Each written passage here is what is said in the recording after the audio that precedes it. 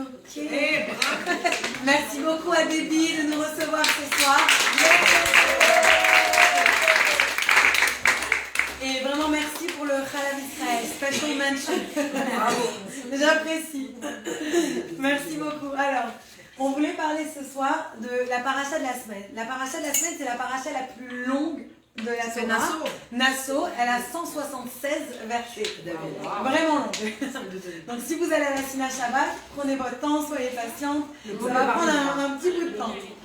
Et dans cette paracha, on parle de plusieurs sujets. On parle par exemple du compte, combien il y avait de Lévi sur terre. Il y en a, à l'époque, il y avait à peu près 9000 Lévi, 8500 quelque chose. Donc on voit qu'il y a beaucoup de sujets. Mais avant, excusez-moi, je reviens un petit peu 2 secondes en arrière. Avant de commencer le cours, on a quelques dédications à faire. Il y a la maman de Malka ce soir qui a son Yartzeit. Et Louis Nishmat, Aimé Bouba, Bat Fortuné, Aimé Borach. Et il y a malheureusement des petits-enfants qui ont besoin de notre pilote. Tinok, Ben, Ilana Rachel. Tinok, Ben, Ilana Rachel, qui a fait beaucoup dans mes fois chez Mar. Audrey, tu nous donnes l'enfant qui s'est noyé, s'il te plaît, aussi. On va prier aussi pour lui. Et si vous pensez à quelqu'un d'autre, dites-nous. Chantal Rivka, Batla Mamima. Chantal Rivka, Batla Mamina, Viviane, Kakdosh beaucoup dans les fois chez Mar, Julie, Rachamin, Sasson, Ben Rafa, Ouma, Gitel, ouais. Tu veux qu'on fasse aussi pour l'élévation de l'âme de l'enfant qui est passé Ah oui, la petite fille. Atina Bat la petite fille de 4 ans. Eliaou Ben Ruth. Eliaou Ben Ruth. Nathanael Ness Ben Alina. Ben Alina. Ben Hashem. Prosper. Youssef Prosper. Ben Aaron. Kakadosh beaucoup l'envoie. Refoua Shlema, Refoua Sion Ben Esther. Yalkut Bat Mima. Sion Ben Esther. Sion Ben Esther. Ben Hashem. Daniel Ben Max Mordechai Ben Myriam. Il y a des caméras. Donc, maintenant qu'on a bien dédicacé le cours, Bezrat Hashem, ça porte la refoua shlema à chaque personne. Donc, dans cette paracha, comme je disais, il y a plusieurs sujets. Il y a plein de sujets. Je vais me focaliser sur 3 sujets spécifiques. Le premier, on va parler de la sota, et je vais expliquer ce que c'est. Le deuxième, le nanzir, un autre petit mot. Il y a un magnifique livre sur Sota. Oui, je ne suis pas sûre qu'il est 100% correct, mais ce soir, on parlera les détails. Et le troisième, c'est Birkat Kohanim. La Birkat Kohanim qu'on reçoit chacun quand on va à la synagogue, c'est dans cette paracha de la semaine aussi. Vu qu'on parle des Lévim, qui sont aussi la famille des Kohanim, donc c'est un peu le même sujet, on va expliquer quel rapport entre les 3. Donc, dans, j'allais dire le livre de Sota, quelle est l'histoire de la Sota? Il faut bien la comprendre. Il y a un principe qui va peut-être vous choquer, surtout si vous avez une petite âme féministe en vous.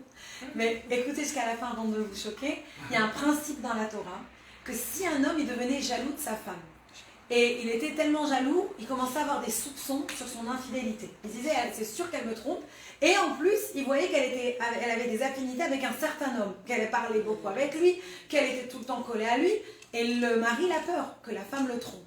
Alors il doit venir, il dit à sa femme, je te donne un avertissement, pas un avertissement, mais je te dis, je t'avertis, oui, on va dire, devant 2 témoins, que je ne veux pas que tu t'isoles avec cet homme-là, parce que je trouve que tu es trop familière, etc. Je suis jaloux, et je veux sentir que tu es ma femme à moi.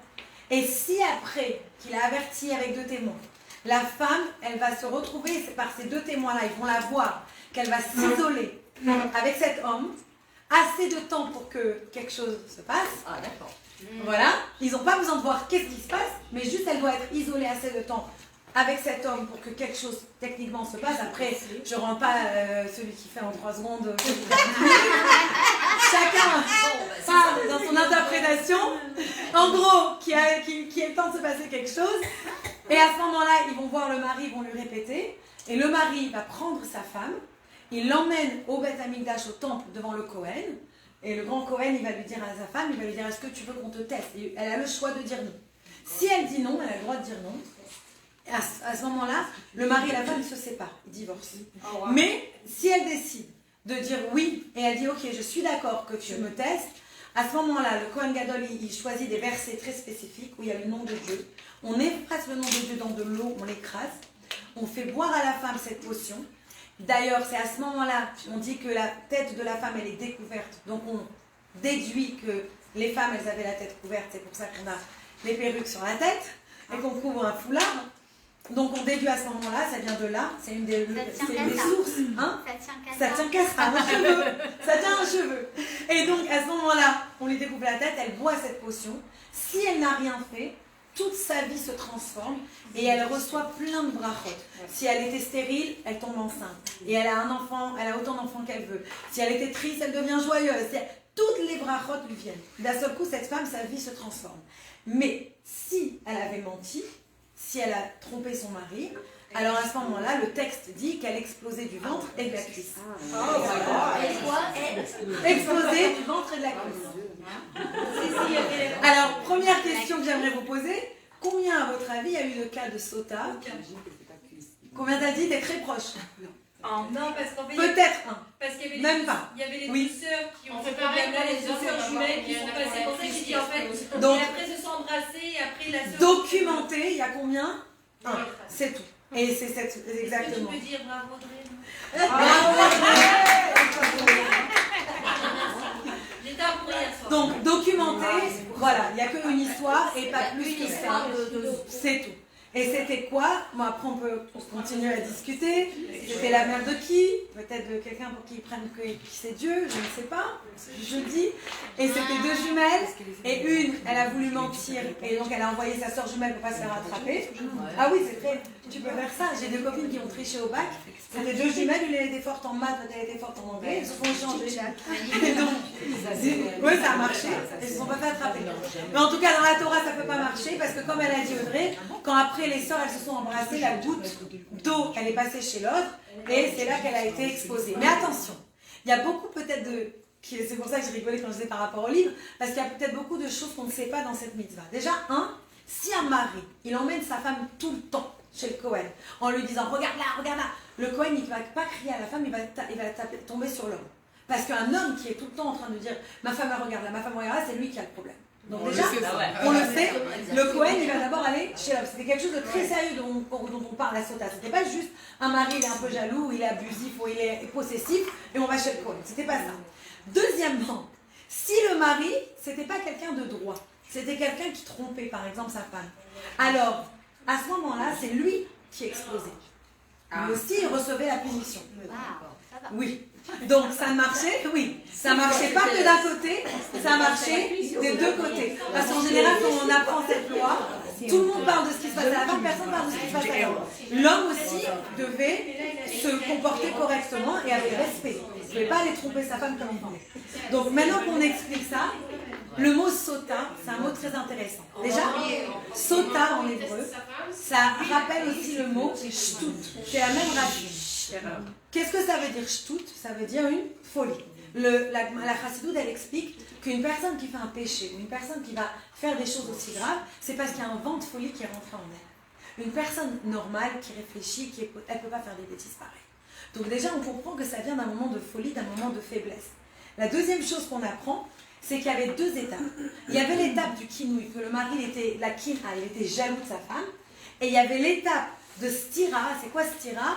Ça veut dire les astir, se cacher. La femme, elle se cachait. Donc dans le problème qu'il y avait, il y avait deux problèmes vraiment.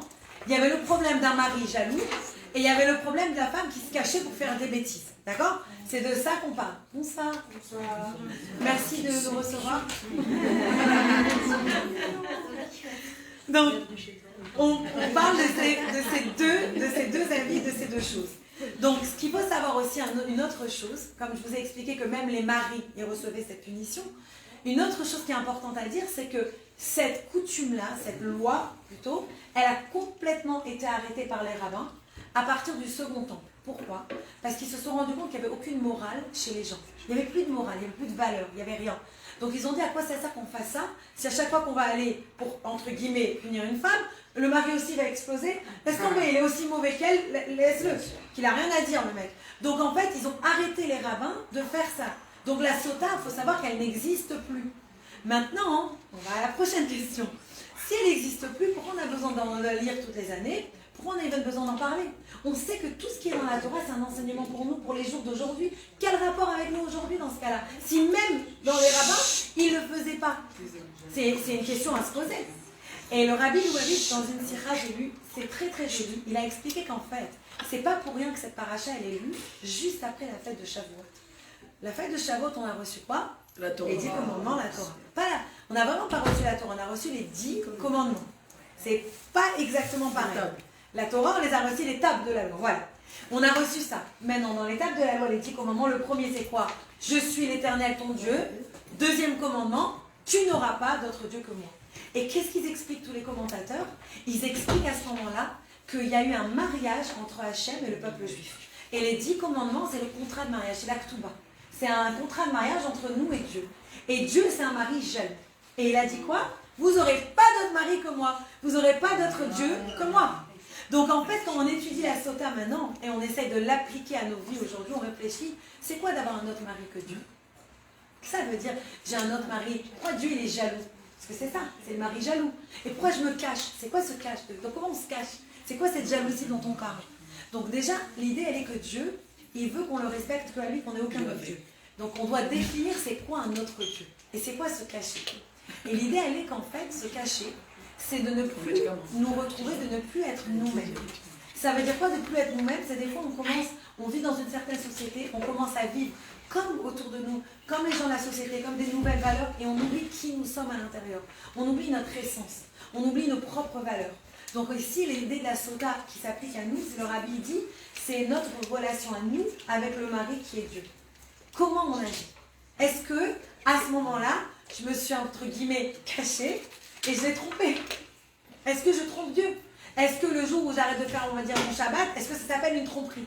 Est-ce que le jour où, par exemple, je ne vais pas manger cachère, est-ce que ça s'appelle que j'ai trompé Dieu? Oui. Qu'est-ce que ça veut dire là? Qu'est-ce que ça veut dire? C'est ça qu'on essaye de voir. Alors, quand on regarde l'histoire de la Sota, on voit qu'en fait, le but, le Cohen qui va et qui parle à la femme, il n'essayait pas de punir la femme. C'est pour ça que c'est presque jamais arrivé. C'est parce qu'en fait, le Cohen, il essayait de trouver des raisons pour la femme, pour justement montrer à son mari, mais c'est n'importe quoi que tu me l'emmènes ta femme. Respecte-la, regarde ton comportement. C'est pour ça que le comportement de l'homme, il était lié à la punition de la femme. Regarde-toi comment tu agis avant d'emmener quelqu'un, avant d'essayer de la blâmer. Maintenant, nous, par rapport à notre relation avec Dieu, on a deux choses. C'est-à-dire qu'on se cache, c'est-à-dire des fois on oublie qui on est. Et quand on oublie qui on ne voit plus Dieu. Dieu n'est plus présent dans nos vies. Donc à ce moment-là, Dieu il vient et il te dit, ok ma cocotte, qu'est-ce qu'on faisait à la femme Sota? On lui faisait boire des eaux amères. On lui faisait boire cette potion magique, d'accord? C'est quoi la potion? Il nous dit à la Chassidoute, c'est les exils qu'on vit. Le peuple juif, on passe malheureusement, et aujourd'hui on ressent encore plus que jamais. J'ai ma petite nièce qui est à Chypre, elle fait rabat pour tous les étudiants. Elle nous envoyait des photos encore là tout à l'heure, ils étaient choqués. Toute la maison taguée de croix gammée, toute la voiture taguée de croix gammée. Et aussi aujourd'hui, au même endroit à Chypre, alors qu'à Chypre, c'était pas des turc et des Israéliens, elle habite du côté grec. Et des Israéliens qui étaient de ma nièce. Ouais. Et les Israéliens, il y avait 2 Israéliens aujourd'hui qui se sont fait poignarder par des Syriens qui étaient là-bas. Donc, quand tu passes toute ta journée à écouter, tu entends des horreurs. Tu réalises, et c'est ça l'exil. L'exil, c'est quoi? C'est cette femme-là qu'en fait, on a exilé, on l'a sortie de sa maison. On est sorti de la maison. On n'est pas chez nous, on n'est pas en Israël. On a tous les jours des autres histoires qui arrivent, etc. Et qu'est-ce qui se passe dans le couple de la Sota? Quand la femme, elle est emmenée devant le Kohen Gadol, et elle boit la potion, et qu'en fait, tout le monde se rend compte qu'elle est extraordinaire, cette femme, qu'elle n'a rien à se reprocher. À ce moment-là, qu'est-ce qui se passe dans sa vie? Tout se transforme. Tout devient bénédiction. Donc Dieu, en fait, il nous dit, quelqu'un qui est caché, tu peux toujours le retrouver. C'est pas quelqu'un qui a disparu. Va le chercher, tu vas finir par le retrouver. Donc Dieu, il dit, tout notre travail, c'est quoi? C'est d'aller au-delà, de se rappeler de la jalousie de notre mari, de Dieu, d'arrêter de se cacher et de révéler notre essence, de revenir vers Dieu. Et ça va nous emmener quoi? Toutes les bénédictions que la femme, elle recevait. Et on arrive à cette idée que des fois, dans un couple, on a des crises. Ça arrive à tout le monde. À un moment ou à un autre, d'avoir une crise, d'avoir une grosse dispute, d'avoir quelque chose. Mais quand on fait intelligemment, quand on travaille sur le couple à ce moment-là, quand on n'essaye pas de prendre la crise et de baisser les bras, quand on essaye de tenir bon et de se battre, qu'est-ce qui se passe à la fin? On grandit de la crise. On devient encore plus puissant et plus fort. Je parlais aujourd'hui avec une jeune fille qui me racontait exactement ça. Elle a passé des moments horribles et difficiles dans sa vie. Elle a dû, la pauvre, aller dans un divorce, etc. Et elle me disait, tu sais quoi, Sarah, ça m'a rendue encore plus forte. Parce qu'une fois que tu as passé le pire, entre guillemets, tu n'as plus peur. Tu sais que tu es capable d'affronter et de tenir. Donc en fait, une épreuve à ce moment-là, elle te renforce le couple. La Sota, elle sortait à la fin renforcée, beaucoup plus forte, beaucoup plus puissante. Et Dieu, il nous dit, c'est la même chose. Dieu, il dit, je sais que mon peuple, vous n'avez pas envie de me tromper. Personne n'a envie de dire à Dieu, j'en ai rien à faire de toi. Tout le monde veut avoir une connexion à Dieu. Tout le monde veut sentir Dieu dans sa vie. À chaque moment, on a envie. Il n'y a personne d'ici qui n'a pas envie. Si quelqu'un n'a pas envie, c'est un vent de folie. Comme il dit à Chassidoute, ce n'est pas une réaction normale. Tout le monde veut une relation normale avec son Père. Tout le monde veut une relation normale avec Hachem. Donc Dieu, il vient et il te dit, écoute, maintenant tu es en train de boire les eaux amères, tu es en train de passer un sale moment, tu es en plein exil, tu es en plein antisémitisme. On a l'impression qu'on n'est pas encore sorti du 7 octobre. Je ne sais pas pour vous, mais moi j'ai encore l'impression que je le revis tous les jours, chaque fois que j'entends quelque chose. Et à ce moment-là, Dieu te dit, rappelle-toi, fais cet effort de revenir vers moi, de redevenir fidèle, de te reconnecter à moi, et moi je vais te donner toutes les brachot, toutes les blessings. Et c'est là que la paracha, elle skip, et elle saute dans le deuxième sujet, le sujet du nazir. C'était quoi ce sujet du nazir? C'était quelqu'un, le nazir, c'est quelqu'un qui laissait pousser ses cheveux, qui n'allait pas boire de vin, il faisait un neder, il faisait un vœu, qu'il n'allait pas couper ses cheveux, qu'il n'allait pas boire de vin, et qu'il n'allait pas avoir certaines relations. Et avec ça, il se séparait du monde, il était comme un ermite, si vous voulez, et il se mettait loin de tout le monde, il ne se mélangeait pas avec tout le monde. Et cette personne-là, dans la Torah, quand on regarde comment la Torah elle le considère, cette personne-là, elle est louée dans la Torah, on lui fait des grands compliments, on dit que Dieu met sa couronne sur lui, etc. Et en même temps, on dit que c'est un grave péché d'agir comme ça, et il devait aller offrir un sacrifice au temple pour demander pardon à Dieu.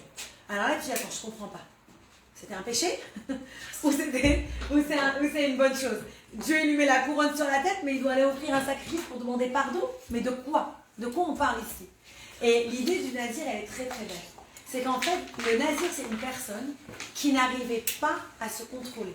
Il savait que s'il commençait à boire du vin, il n'allait pas s'arrêter. Un peu comme un addict. En français, on dit un... Un addiction. Quelqu'un qui a une addiction. Oui, l'addiction. Mais addict en français, on dit comment? Addiction. Dépendance. Une dépendance. Bon, une addiction. Ok. Vous avez compris l'idée. C'est quelqu'un qui commençait, qui ne pouvait pas se voir. Il allait avoir des relations, il ne pouvait pas s'arrêter. Il allait... Et c'est quoi les cheveux? C'était la beauté. En général, ces gens-là, ils étaient très attachés à leur apparence extérieure. Leur beauté, elle était très importante. Donc ces personnes-là, on leur disait, dans ce cas-là, tu ne touches plus à tes cheveux, tu ne bois plus de vin, tu te sépares. Donc en fait, c'était quoi le péché ici? C'est que cette personne-là, elle s'ajoute, la Gemara nous dit, des interdictions que Dieu ne lui a pas demandées. Et ça, Dieu, il dit, je t'ai déjà donné 613 mitzvot, tu as déjà assez d'interdictions dans la Torah, qu'est-ce que tu vas t'en ajouter en plus? Alors, puisque tu es là en train d'essayer de te punir, Dieu dit, va emmener un sacrifice, va demander pardon à Dieu. Mais pourquoi, dans ce cas-là, il était loué? Pourquoi il avait une couronne sur la tête? Parce qu'en même temps, ça veut dire que cette personne avait une force puissante. C'était quoi sa force? Elle savait quelles étaient ses limites. Combien de fois dans la vie, on se met dans des situations et on sait que ça ne va pas être facile pour nous, et on se met quand même dans la situation. On s'embourbe tout seul. La Torah, elle vient, elle te dit, stop. Réfléchis. Est-ce que tu es capable de te mettre dans cette situation? Et ça, c'est une leçon pour chacun d'entre nous. C'est pour ça qu'on l'a loué. Parce que ce moment-là, ce nazir-là, il était capable, justement, de se retenir et de savoir quelles étaient mes limites. Qui était le nazir le plus connu? Vous connaissez toute son histoire. Samson et Dalila. Shimshon et Dalila. Comment ça a commencé son histoire? Son père et sa mère, Manoach, il n'arrivait pas à avoir des enfants. Il a eu une vision. Il y a un prophète qui est venu là, devant lui, un ange, et il lui a dit, on va te donner un enfant, mais ça va être un enfant tellement, tellement spécial qu'il ne peut jamais couper ses cheveux, il ne peut jamais boire de vin, et il ne peut pas avoir certaines relations. Donc, Shimshon, il est né un nazir, comme ça. Il n'avait pas le droit. Et Dieu lui a promis qu'il allait être tellement fort qu'à ce moment-là, il allait pouvoir défendre le peuple juif contre les ennemis du moment. Qui étaient les ennemis du moment? Les Pélishtim, la Palestine. Et le nom Pélishtim, des Philistins, pourquoi la Palestine elle a eu ce nom en Israël? Parce que les Romains, ils ont voulu punir les Juifs. Et ils ont dit, on va vous enlever le nom Israël et on va vous donner le nom à votre terre de vos pires ennemis. C'est pour ça que ça s'appelle maintenant la Palestine, ça vient de là. Donc lui, il devait se battre contre les Pélishtim qui venaient tout le temps attaquer les Juifs. Et il était tellement beau que toutes les femmes, elles craquaient pour lui. Et il a voulu se marier, il est seul, il a posé ses yeux, au lieu de poser ses yeux sur une fille juive, il est parti poser ses yeux sur une fille philistine. Et la première, ils ne lui ont pas donné. Et après, ils l'ont marié à quelqu'un d'autre. Après, ils ont voulu lui donner sa sœur. Après, c'est allé jusqu'à ce qu'il est tombé sur Delilah. Et quand il est arrivé chez elle, c'était en fait, elle prétendait l'aimer. Mais en fait, ce qu'elle voulait, c'était connaître son secret. Donc lui, il l'a converti, il l'a marié. Et tous les soirs, elle le caressait, elle lui disait, écoute, s'il te plaît, dis-moi ton secret, pourquoi tu es tellement fort, pourquoi tu es tellement fort. Parce que quand je vous dis il est tellement fort, c'est par exemple une fois, il a pris plus de 70 renards, il les a attachés en une main, comme ça, et il les a, parce que les Pélishtim, ils étaient qu'attaquer les Juifs, et il les a envoyés dans les champs des Pélishtim, et ils leur ont tout détruit. C'est juste une histoire. C'était un homme qui était hyper fort. Il pouvait se battre contre des centaines d'hommes. Hercule, c'était en fait au début Shimshon. Il était extrêmement fort. Et lui, elle l'usure tous les soirs, vas-y. Tous les soirs, il lui ment. Et le matin, elle faisait tout ce qu'il lui disait. Le matin, il se réveillait. Il disait, c'était pas la vraie raison. Et tous les soirs, jusqu'à ce qu'un soir, il a craqué. En fait, c'est une femme. Un nazir, il devait se protéger des relations. Lui, il aurait dû faire attention et savoir quelle était sa limite. Que tout donner à une femme, justement, ça allait emmener sa faiblesse. Voilà. Et c'est ce qui s'est passé. Il a finalement dit, il ne faut pas me couper les cheveux. Qu'est-ce qu'elle a fait quand il a dormi? Elle lui a coupé tous les cheveux. Il s'est réveillé le matin. Il n'avait plus aucune force. Les Pélishtim, ils sont rentrés dans la maison, ils l'ont attrapé. Et ils l'ont emmené chez les Pélishtim. Et à ce moment-là, ils l'ont attaché à une roue.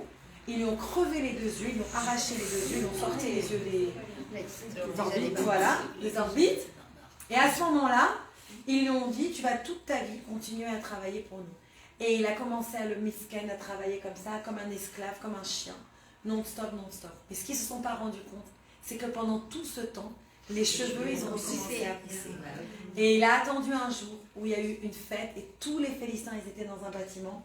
Et là, il a pris tout son courage et il s'est sacrifié. Il a poussé les murs, il a fait écrouler tout le bâtiment sur lui et sur eux. Et ils sont tous morts ce jour-là. Et c'est comme ça que Shimshon, il a fini. Donc on voit ici comment une personne qui n'était pas capable de contrôler sa faiblesse, c'est ça qui a emmené sa défaite. Donc en fait, on revient à cette idée du nazir.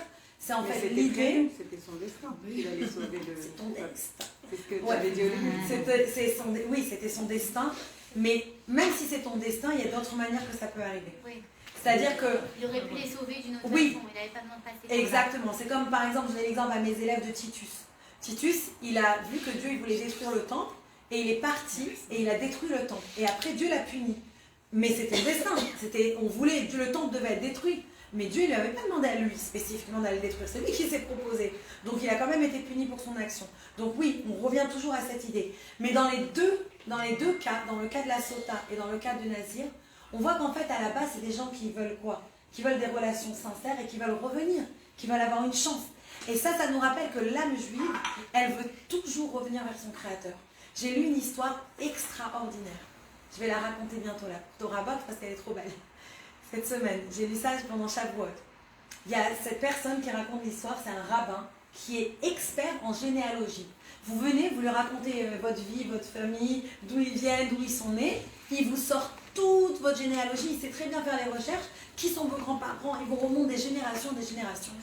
Un jour, il y a même pas un an, ce rabbin il voit quelqu'un qui tape à sa porte à Jérusalem, qui tape, comme un fou à la porte. Il ouvre la porte, il voit un petit jeune, un petit religieux avec une petite kippa sur la tête, des tzitzit et tout, une vingtaine d'années, qui le supplie, lui dit, rabbin, j'en supplie, j'ai absolument besoin que vous veniez tout de suite me faire ma généalogie. Il dit là tout de suite, il dit oui, c'est tout de suite. Il voit que le gosse est complètement troublé. Il dit mais quoi? Alors il dit, je sais, il connaissait ce garçon qu'il était converti. Alors il a dit en fait, tu crois que tu venais d'ancêtres juifs? Pas de problème, il lui a dit. Dis-moi c'est qui tes parents et on va essayer de voir si tu avais du sang juif avant de ta conversion. Il dit non, c'est pas pour moi. Et il donne le nom d'une fille. Et le rabbin il commence à chercher pour cette fille. C'est quoi l'histoire de ce garçon? Pourquoi il est ce soir-là? Une histoire folle. Ce garçon-là, il habitait au Mississippi.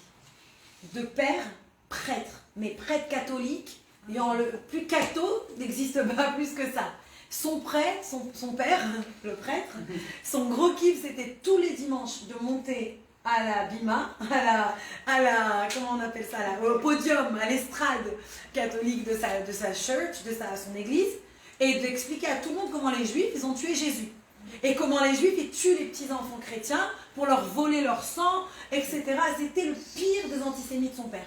Et son père, il raconte tout le temps, tous les dimanches. Il ne pouvait pas parler plus grave que des Juifs, que personne. Il était obsédé par parler mal des Juifs. Et voilà qu'un jour, quelqu'un vient voir son fils, parce que ce fils-là, justement, c'était son meilleur élève. C'était l'enfant qui connaissait le catéchisme parfait. C'était l'enfant qui connaissait tout. C'était le bras droit de son père. Et son père, il lui a déjà dit que quand il meurt, c'est lui qui devient le prêtre de cette église. De cette église. Il lui a dit, ça y est, c'est toi. Et un jour, un des gens de la paroisse, il vient le voir, il lui dit, dis-moi, on ne comprend pas. Dans la Bible, il y a marqué, tu ne travailleras pas le Shabbat, mais nous, on travaille tous le Shabbat, et c'est le dimanche, le jour saint pour nous. Pourquoi? Si c'est écrit dans la Bible. Il dit, tu sais quoi, c'est une bonne question. Il lui dit, mais je ne sais pas comment te répondre. Il dit, je vais demander à mon père. Il va demander à son père, il lui dit, il n'y a pas de réponse. Il lui dit, moi, je suis peut-être un petit prêtre, va voir le grand prêtre, quand tu vas en ville, quand tu repars à l'université, va voir le grand prêtre de la grande église, lui, sûrement, il a une réponse. Alors il va, parce qu'il est hyper intéressé. Il va voir le grand prêtre, il dit, écoute, il n'y a pas de réponse, c'est comme ça. Le samedi, c'est pour les Juifs, nous, c'est le dimanche. Il lui a dit, mais pourquoi? C'est écrit samedi. Où ça a été changé? Pourquoi vous avez changé? Aucune réponse. Tellement ça le frustre, parce que c'est quelqu'un de pur, d'honnête, de sincère, il veut une vraie réponse. Ça le rend fou, il va sur Internet et il tape. Pourquoi il faut respecter le Shabbat? Il ne comprend pas. Il tombe sur quoi? Une vidéo d'un rabbin juif religieux qui commence à expliquer pourquoi il faut respecter le Shabbat. Il écoute, il dit, waouh, make sense. Il dit, mais c'est la première fois de ma vie que j'ai une vraie réponse. Et il voit que ce rabbin-là, il est dans une ville pas loin. Et il dit, magnifique. Il va, le Shabbat, puisque le Shabbat, personne ne l'attend, il n'a pas l'église, il n'a rien. Il va le Shabbat et il voit que le rabbin, il donne un shiur, il donne un cours. Il s'assoit, il écoute le cours. Il dit, mais c'est extraordinaire. Et tous les Shabbats, ce petit jeune catho-chrétien, je ne sais plus, je me rappelle pas. Il prend la voiture, il va. Il va, il s'assoit au shiur de Torah, il est le plus assidu au shiur de Torah. Et il écoute, et il écoute, et il écoute. Après plusieurs mois, un jour, il ne comprend pas quelque chose que le rabbin a dit. Alors il dit au rabbin, excusez-moi rabbin, première fois qu'il parle. Le rabbin, il le remarque, il dit, ah tiens. Il dit, voilà, j'ai une question, je voudrais comprendre. Et il pose la question, et le rabbin, il dit, comment tu t'appelles? Il dit, Christophe. Le rabbin, il dit, Christophe? Il dit, mais viens une seconde. À la fin du cours, il s'approche. Il dit, Christophe, tu es juif, toi? Et il dit, non, je ne suis pas juif. Mon père, il est prêtre. Il dit la vérité, il ne ment pas le peuple. Il lui dit, alors écoute-moi. Moi, je ne peux pas t'enseigner la Torah. Tu n'es pas juif, tu n'as rien à faire ici. Ne reviens pas, s'il te plaît. Et le rabbin, il lui dit, va-t'en. Il sort et il dit au rabbin, mais pourquoi? Il lui dit, parce que si des gens ils veulent se convertir et être sérieux, d'accord, mais si c'est juste pour venir, moi, j'ai aucune obligation d'aller t'éduquer. J'éduque ma communauté. Il lui dit, va-t'en. L'autre, il a grave les boules. Il s'en va. Mais ça lui reste sur le cœur. Il a envie de revenir. Il a envie d'écouter plus de cours.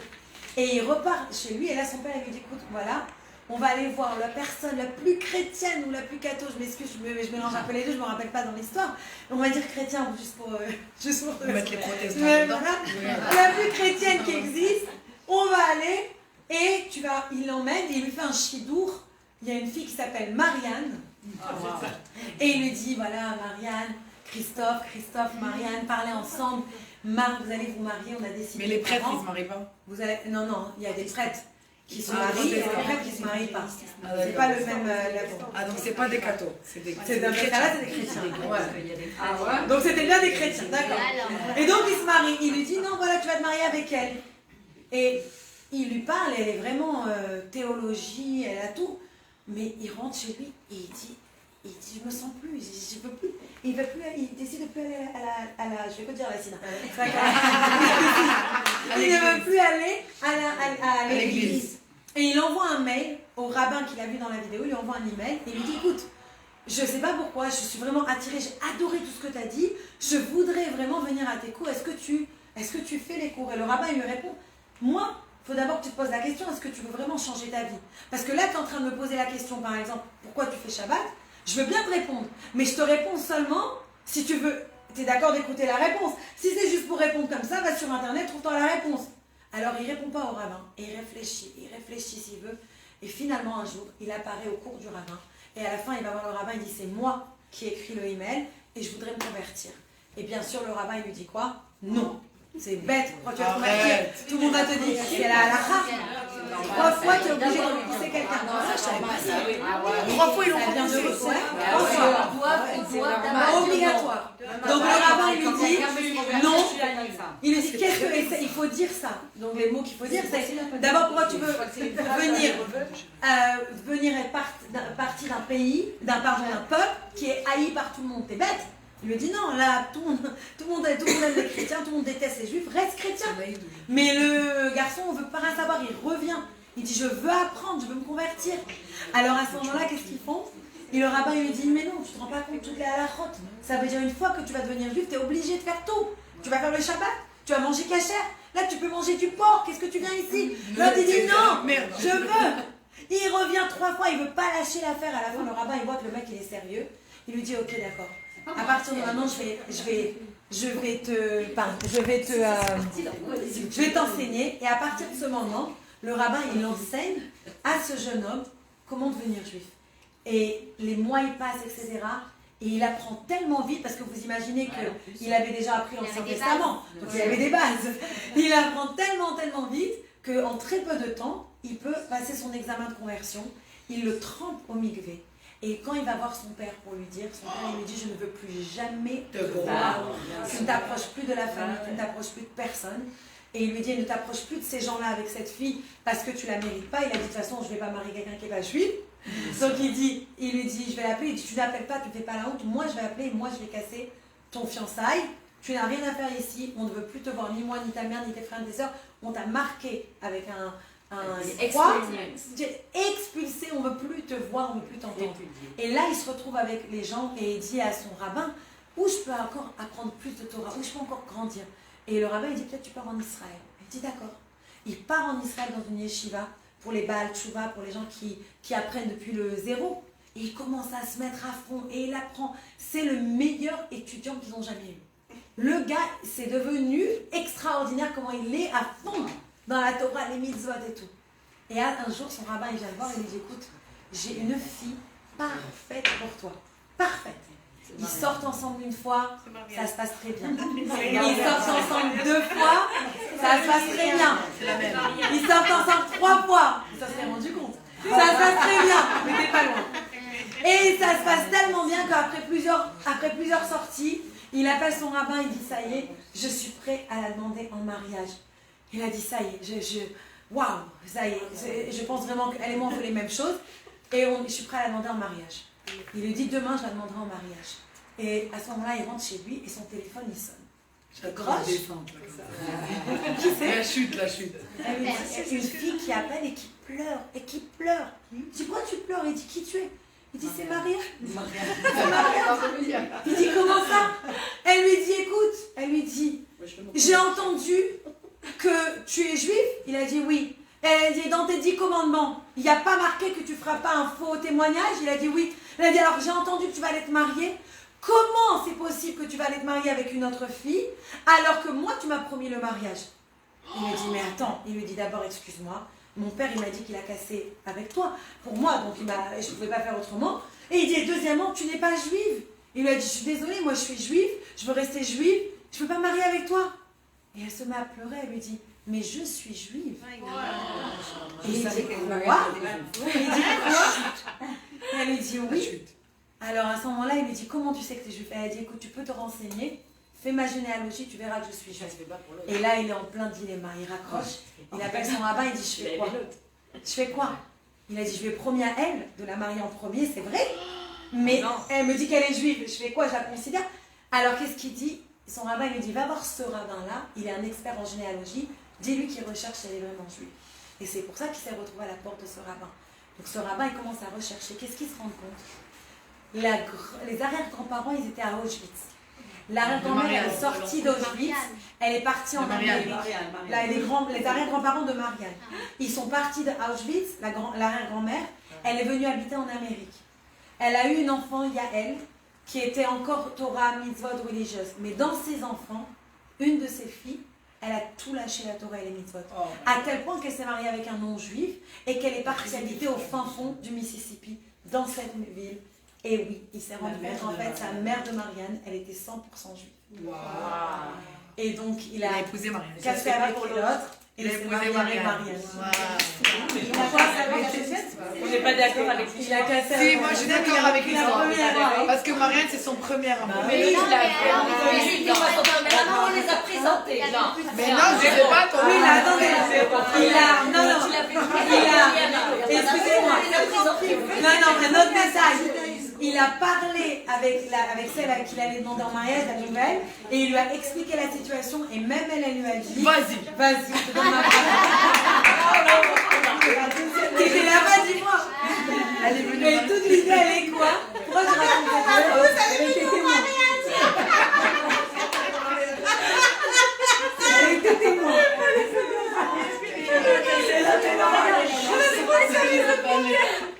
Pourquoi je vous ai raconté cette histoire? C'est pour vous montrer que l'âme d'une personne juive, elle veut toujours se reconnecter à son créateur.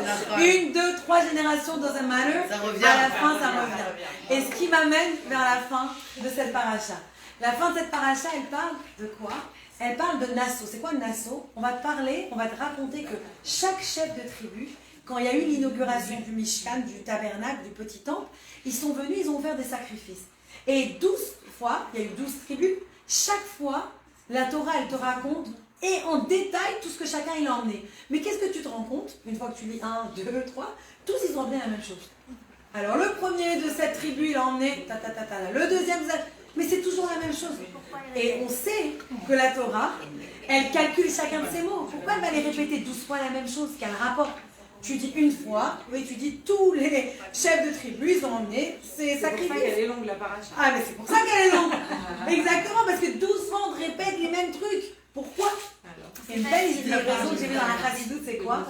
C'est que chacun d'entre nous, on peut faire les mêmes actions. On va tous manger, on va tous aller aux toilettes, on va tous étudier la Torah, on va peut-être tous, ou pas faire Shabbat, mais on va tous essayer de faire Yom Kippour. On va tous faire des choses qui sont pareilles. Qu'est-ce qui est différent entre chacun d'entre nous? C'est l'intention qu'on met dans chaque chose. L'intention qu'on met dans une chose, ça change complètement.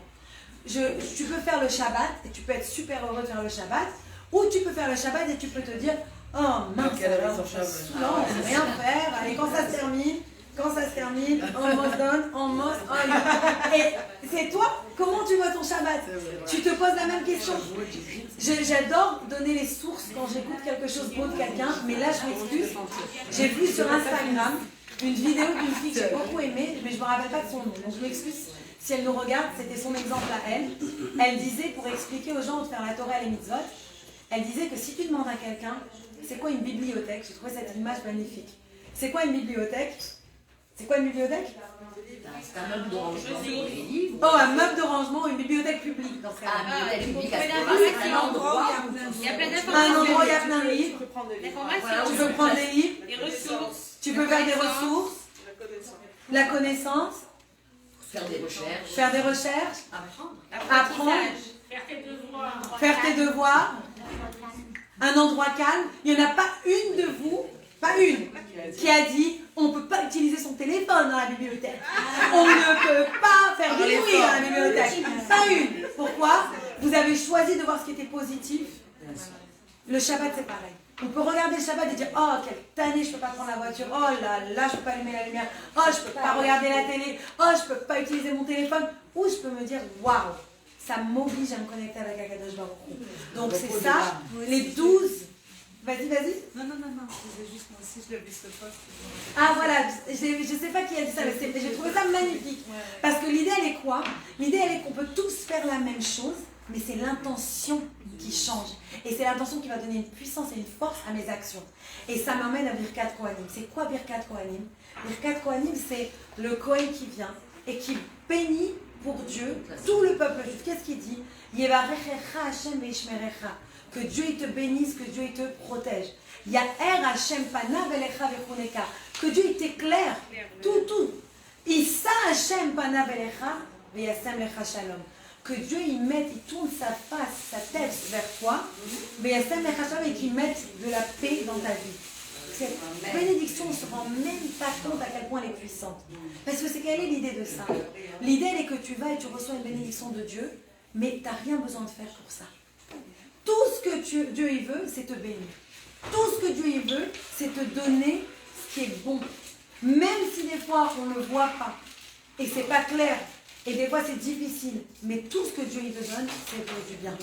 Et la seule chose qu'on demande à Dieu, c'est de pouvoir recevoir, d'être un ustensile, un kéli, un récipient pour recevoir cette bénédiction.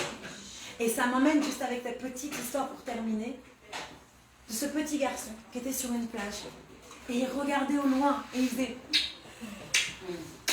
Et un monsieur avec lui, il dit, mais tu fais quoi? Il dit, mais j'envoie des bisous au bateau. Il dit, le bateau, il est tout au fond, le bateau. Qu'est-ce qu'on envoie des bisous? Comment le bateau, il va te voir? Il dit, oui, c'est sûr que le bateau, il me voit. Il dit, mais Coco, il y a quelques kilomètres. There's no way. Il dit, si, c'est sûr que le bateau, il va me voir. Parce que le capitaine, c'est mon papa. Ça, c'est Hachem. Et ça, Hachem Panavelecha.